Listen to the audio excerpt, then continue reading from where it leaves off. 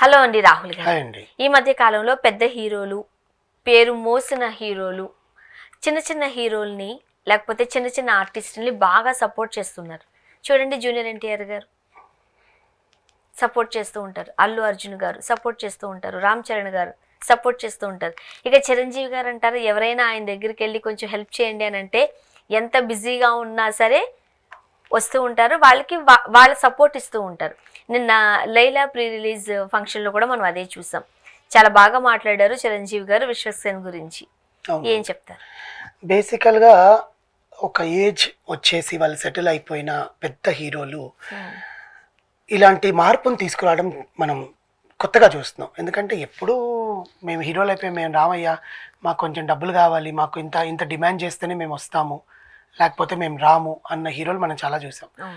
కానీ చిరంజీవి గారు కానీ, నాగార్జున గారు కానీ, వెంకటేష్ గారు కానీ, బాలకృష్ణ గారు కానీ పిలిచిన వెంటనే, అంటే వాళ్ళ పిఆర్స్ ఎంత తీసుకుంటారో ఎంత ఛార్జ్ చేస్తారో పక్కన పెడితే, చిన్న సినిమానా పెద్ద సినిమానా మేము వచ్చాము అంటే ఆ సినిమా ఆడుతుంది అనుకుంటే వస్తారు ఖచ్చితంగా, రాకుండా ప్రసక్తి ఉండదు.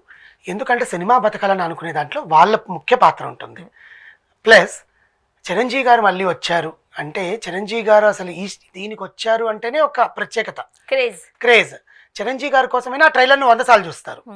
ట్రైలర్ చూసినప్పుడు ట్రైలర్ నచ్చుతుంది, ట్రైలర్ కట్ బాగుంది, దాంతోపాటు సినిమా చూడాలనుకుంటారు. విశ్వక్సేన్ని చిరంజీవి గారు సపోర్ట్ చేస్తున్నారు అంటే ఊరికనే చెయ్యరు కదా అన్న ఆలోచన కూడా ఉంటుంది. కానీ విశ్వక్సేన్ గారికి నందమూరి బాలకృష్ణ గారు అంటే ప్రాణం. ముఖ్యంగా మనం చాలా ఫంక్షన్స్లో కూడా చూసుంటాం. మొన్న డాకు మహారాజ్లో కూడా బాలకృష్ణ గారు, సిద్ధు ఇద్దరు, విశ్వక్సేన్ ముగ్గురు ఉన్నప్పుడు బాలకృష్ణ గారు వాళ్ళిద్దరికి ముద్దు పెట్టడము, వీళ్ళు ఆయనకు ముద్దు పెట్టడము, వాళ్ళ ఇంట్లో భోజనం చేస్తామనడము, ఇవన్నీ జరుగుతుంటాయి. కానీ అసలు విషయం ఏంటంటే, చిరంజీవి గారు వాళ్ళ ఫాదరు ప్రజారాజ్యం పార్టీ పెట్టినప్పుడు ఒక విలేకరుడుగా ఆయనతో పాటు పాదయాత్ర చేసి ఆయనతో పాటు ఆ పార్టీని సక్సెస్ చేయడానికి వీళ్ళ నాన్నగారే ఎక్కువ సపోర్ట్ చేశారు. అదే టైంలో వీళ్ళ కార్ని కాల్ చేశారు అవతల పార్టీ వాళ్ళు. విశ్వక్సేన్ వాళ్ళ ఫాదర్ కార్ని కాల్ చేస్తే వెంటనే చిరంజీవి గారు ఫోన్ చేసి ఏం జరగదు, ఏం భయపడద్దు, నేనున్నాను అని మళ్ళీ ఆయనకి వాళ్ళ నాన్నగారితో మాట్లాడి కారు ఏదో నష్టపరిహారమో వాట్ ఎవర్ ఇట్ ఇస్ అతని స్పందించడం కూడా గొప్పే కదండి ఈ రోజుల్లో, ఈ మధ్య కాలంలో. సో ఆ విషయాన్ని కూడా విశ్వక్సేన్ గారు గుర్తు చేసుకున్నారు. ఇదంతా ఎక్కడ జరిగింది అంటే, నిన్న ప్రీ రిలీజ్ ఈవెంట్లో గెస్ట్గా చిరంజీవి గారిని పిలిచారు. ఆయన చేతి మీదనే ట్రైలర్ లాంచ్ ప్రీ రిలీజ్ ఈవెంట్లో మాట్లాడడం అంటూ జరిగింది. దాంట్లో విశ్వక్సేన్ మాట్లాడుతూ, చిరంజీవి గారు అంటే నాకు అభిమానం అండి చిన్నప్పటి నుంచి, మా నాన్న మీకు చాలా పెద్ద ఫ్యాన్, అందుకని మీ పార్టీలో చేరి మీకు మేము సపోర్ట్ చేశాడు మా నాన్నగారు. ఆ రోజు నేను ఫోన్ వచ్చినప్పుడు నేను చాలా షాక్ అయ్యాను, నా చేతులు వణికిపోయాయి. ఎవరు మాట్లాడుతున్నారు, మా నాన్నగారికి ఫోన్ వచ్చింది, ఫోన్ ఇచ్చి ఎవరండి అంటే నేను చిరంజీవిని మాట్లాడుతున్నాను, కానీ గబగబా తీసుకుని వెళ్ళి నాన్నగారికి ఫోన్ ఇచ్చాను, చిరంజీవి గారికి కాల్ చేశారని. కారు కాలిపోయినప్పుడు కూడా మేము ఆనందపడ్డాము, ఎందుకంటే మీ నుంచి మాకు కాల్ వచ్చింది కాబట్టి. ఆ కారు కాలిపోవడం కూడా మాకు అదృష్టంలా భావించాం మేము ఆ రోజు, ఎందుకంటే అంతకన్నా అరుదైన మాటలు మేము విన్నాం ఫోన్లో. బికాస్ హీఈస్ నాట్ హీరో అప్పుడు. రామ్ చరణ్ గారి పెళ్లిలో ఆయన 8th క్లాస్ అండి, విశ్వక్సేన్ గారు చాలా చిన్న అబ్బాయి.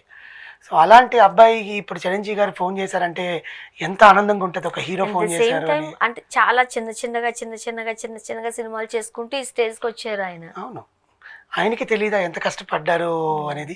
విశ్వక్సేన్ ఇంకా చెప్పడం, నాకు ఆపద్బాంధవుడు సినిమా అంటే చాలా ఇష్టం అండి, దాంట్లో మీ నటన, మిమ్మల్ని చూసే నేను నటుడు అవ్వాలనుకున్నాను యాక్చువల్గా, మీలో నుంచే నేను యాక్టింగ్ నేర్చుకుంటూ ఉంటాను ఏకలవ్య శిష్యుల్లాగా. సో నాకు నా ఆనందాన్ని, ఎగ్జైట్మెంట్ నేను ఆపుకోలేకపోతున్నాను. చాలా చాలా చాలా థ్యాంక్స్, మీరు నా దానికి వచ్చి నన్ను దీవించినందుకు. నాకు సినిమా ఎట్లా ఉన్నా సరే మీరు నాకు వచ్చారు, ప్రజలు ఇంకా ఆదరిచ్చేస్తారన్న నమ్మకం నాకు వచ్చింది అని. అది కొంతమంది మనసులోంచి కాకుండా మాటలు వాళ్ళు వచ్చారు కదా అని మాట్లాడతారు, తప్పనిసరిగా మాట్లాడాలి కదా వాళ్ళు వచ్చినందుకు అని. కానీ విశ్వక్సేన్ మాట్లాడుతుంటే, విశ్వక్సేన్ ఎప్పుడు ప్యూర్గానే మాట్లాడతాడు, అంటే అది ఏదైనా కూడా he was very pure when he's talking. ఆ సందర్భాల్లోనే కాస్త కాంట్రవర్సీ అయిన సందర్భాలు కూడా మనం చూసాం. చాలా అంటే చాలా ప్యూర్గా మాట్లాడతాడు. బయట కూడా చాలా అందరూ అంటారు తన యాటిట్యూడ్, ఈగో అది ఇదని, ఎక్కడికి పడితే అక్కడ నార్మల్గా పోతాడు, వస్తాడు, కూర్చుంటాడు, ఎవరితో గొడవ పడ్డు. ఎవరైనా ఇప్పుడు తనకి ఇబ్బంది కలుగుతుంది అంటే మనం మాట్లాడతాం కదా, తప్పనిసరిగా మాట్లాడతాం. అలా ఇబ్బందిగా అయిన సిచ్యువేషన్స్లో కూడా చాలా కూల్గా వ్యవహరించింది కూడా మనం చూసే ఉంటాం. ఒక 4-5 years బ్యాక్ ఒక సినిమా కోసం ప్రమోషనల్ కోసం రోడ్డు మీద ఏం జరిగింది, రోడ్డు మీద ఒక ప్రమోషనల్ యాక్టివిటీ జరగడం అనేది. సో ఇప్పుడు అలాంటివన్నీ ప్రాంక్ చేద్దాం అనుకున్నారు, అది కాస్త బెడిసి కొట్టింది. సో అలాంటి ప్లస్ ఆయన యాక్టింగ్ కూడా ఇంప్రూవ్ చేసుకుంటూ వచ్చాడు. ఇప్పటిదాకా కూడా ప్రతి ఒక్క క్యారెక్టర్ ఇంప్రూవ్ చేసుకుంటూనే వచ్చాడు ఆయన. దీంట్లో అంత కష్టపడి చిరంజీవి గారు కూడా మాట్లాడారు, లేడీ గెటప్ వేయడం చాలా కష్టమయ్యా, ఎట్లా చేసావు నువ్వు. ఎందుకంటే ఒక మాస్కులైన్ జెండర్లో ఉన్నప్పుడు ఫెమినైన్గా నువ్వు యాక్ట్ చేయాలి అంటే it was very tough. That to on screen for continuous cinema. 2.5 గంటలో కనీసం 2 గంటలు ఆయన లేడీ గెటప్లోనే ఉంటాడంట.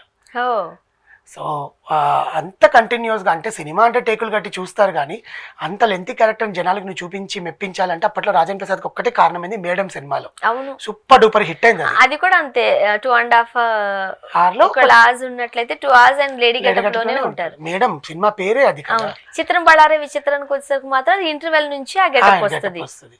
సో ఇలా మళ్ళీ మన హీరోలు, ఆయన చెప్పడం విశ్వక్సేను డైరెక్టర్ అంటే చాలా మంది హీరోల దగ్గరికి వెళ్ళాడంటే కథను పట్టుకొని. వాళ్ళు చేయమన్నారంట లేడీ గెటప్ మేము వెయ్యము, మీరు ఏమైనా నేను కథను అయితే మార్చుకోనండి అంటే, ఈయన ఒక ప్రొడ్యూసర్స్ ఎవరైతే ఉన్నారో ఆ ప్రొడ్యూసర్స్ దగ్గరికి వెళ్ళి ఒక్కసారి విశ్వక్సేన్ గారు ఇప్పించండి అంటే ఆయన అసలు చేయడు. ఆయన అసలు బాడీ మీద హెయిర్ తీయమంటేనే తీయడు, నువ్వు ఎట్లా సినిమాలో యాక్ట్ చేస్తా అంటే ప్రొడ్యూసర్ విశ్వక్సేన్ గారి దగ్గర తీసుకోపోతే విశ్వక్సేన్ గారు నేను చేస్తాను ఖచ్చితంగా, ఇది ఛాలెంజింగ్గా తీసుకొని చేస్తాను, మీరు స్టార్ట్ చేయండి అని చెప్పి అగ్రిమెంట్ మీద సైన్ చేశాడండి. సో విశ్వక్సేన్ చెప్తున్నాను, నా దగ్గరికి కథ రావడం చాలా అదృష్టము, నాలో ఉండే నటుడిని బయటకు వస్తుంది, జనాలకు ఒక కామెడీ యాంగిల్లో నేను కనిపిస్తాను, జనాలు నవ్వుకుంటారు నన్ను చూసి, జనాలకు అదే కదా ఆనందం. నేను చిన్నప్పుడు సినిమా థియేటర్కి వెళ్తే నేను ఆనందపడేవాడిని సీట్లో కూర్చొని, నేను ఇప్పుడు వాళ్ళకి ఆనందం ఇస్తున్నానంటే అది అంతకన్నా హ్యాపీనెస్ ఏం లేదని. కానీ చిరంజీవి గారు లేచి చప్పట్లు కొట్టారనమాట నిన్న ఈవెంట్లో. So these all things are very positives. దీన్ని యాక్చువల్గా నటుడు అని అంటేనే అన్ని చెయ్యాలి, చెయ్యకూడదు మేము చెయ్యము, మాకు అప్పట్లో విలన్ అంటే బాబోయ్ విలనా అని చెప్పి చాలా నెగిటివ్ గా మాట్లాడిన సందర్భాలు ఉన్నాయి. కానీ ఆ నెగిటివ్ క్యారెక్టర్ కదా వాళ్ళకి పేరు తెచ్చి పెడుతుంది. అసలు ఇప్పుడు విలన్ గా చేస్తామని అంటున్నారు, ఎవరు హీరోలుగా చేద్దామని అంటే ఇప్పుడు బాలకృష్ణ గారు కూడా మన నాకు విలన్ కావాలండి, నేను విలన్ గా చేస్తానండి అంటున్నారు అనమాట. యాక్చువల్ గా విశ్వక్సేన్ అడిగాడు, నేను హీరోగా ఉంటాను మీరు విలన్ గా చేస్తారంటే బరాబర్ చేస్తాను విలన్ గా అన్నారు. సో ఇలాంటి సందర్భాలు ఎప్పుడు పాజిటివ్ గా ఫ్యాన్స్ కి ఎక్కువ ఆనందం ఇచ్చే మూమెంట్స్ గా ఉన్నాయి. అండ్ వాళ్ళ అభిమాన హీరో ముందు పంచుకోవడం అనేది కూడా చాలా గ్రేట్.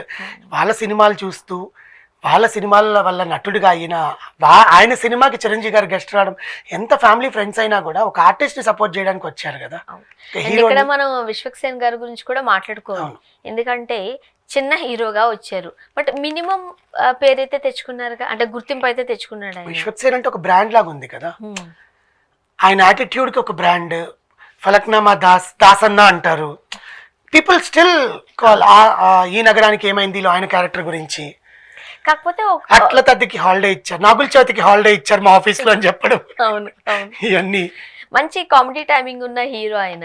కాకపోతే ఆ మధ్య కాలంలో మీరు అన్నట్టు కాస్త కాంట్రవర్సీకి వెళ్ళి కాస్త గ్రాఫ్ డౌన్ అయింది ఆ టైం. తర్వాత వాళ్ళ అమ్మగారు చెప్పారు, వాళ్ళ నాన్నగారు చెప్పారు, తన తప్పులు ఒకసారి తెలుసుకొని రిపీట్ చేయకపోవడమే కదండి. It's a humans only make mistakes. అసలుకి ఇండస్ట్రీలో తగ్గి ఉండాలి, లేకపోతే మనల్ని ఇంకా అడగొడతారు. అవును. అండ్ తన క్యారెక్టర్ని రిసెంబుల్ చేయకుండా, అంటే బయటకి ఎక్కడ వల్గారిటీ చూపించారంట సినిమాలో. So it was very good. February 14th థియేటర్లో రిలీజ్ అయిపోతుంది లైలాగా వస్తున్న విశ్వక్సేన్. ఇంతకుముందు కూడా లైలా పేరు మీద ఒక 2-3 సినిమాలు వచ్చాయి. అవును ఒక లైలా కోసం ఇలాంటి నాగ చైతన్య గారు ఇవన్నీ తీసారనమాట. సో లైలా మజ్ను ఏదో ఉంటది, మజ్ను ఉంది కానీ లైలాతో వచ్చింది ఒక లైలా కోసం. ఏదో 2 పేర్లుండి మధ్యలో లైలా అని వస్తుంది. టాటా బిర్లా మధ్యలో లైలా, మన శివాజీ గారు లయ గారు, అవును అలీ గారు దానిలో లేడీ గెటప్. సో అలాంటివన్నీ బాగా హిట్ అయినాయి అనమాట. ఒక లైలా కోసం కూడా హిట్టే కదండి, మన Pooja Hegde first movie in Telugu with Naga Chaitanya, అది కూడా హిట్టే. సో అలాగా ఇప్పుడు విశ్వక్సేన్ గారు రిలీజ్ చేస్తున్న లైలా అనే సినిమా కూడా బాగా ఆడాలి, బ్లాక్ బస్టర్ అవ్వాలి, ఎటువంటి కాంట్రవర్సీస్ కి తావివ్వకుండా సినిమా రిలీజ్ అయితే చాలు కోరుకుందాం. Thank you so much.